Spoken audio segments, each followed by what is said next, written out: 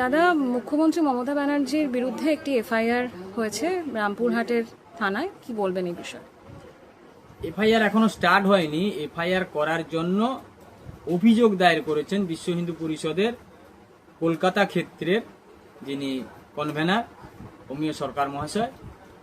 তিনি দেখেছেন টিভিতে বিভিন্ন চ্যানেলে দেখানো হচ্ছে যে ধর্ণা মঞ্চ থেকে রাজ্যের নেত্রী এবং বর্তমান মুখ্যমন্ত্রী মমতা বন্দ্যোপাধ্যায় যে বক্তব্য দিচ্ছেন, সেখানে উনি বলছেন যে একটা গোষ্ঠী যদি জোটবদ্ধ বাঁধে তাহলে অন্য গোষ্ঠীকে সোজা করতে কয়েক সেকেন্ড সময় লাগে।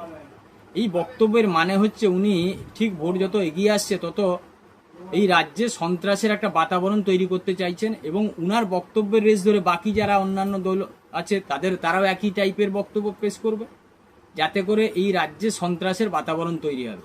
সেটা আইনের চোখে একেবারেই কাম্য নয়। সেই কারণেই উনার বিরুদ্ধে যাতে আইনি পদক্ষেপ গ্রহণ করা হয় তিনি অভিযোগ দায়ের করেছেন। দেখা যাক প্রশাসন কি করে। এফআইআর কি গৃহীত হবে?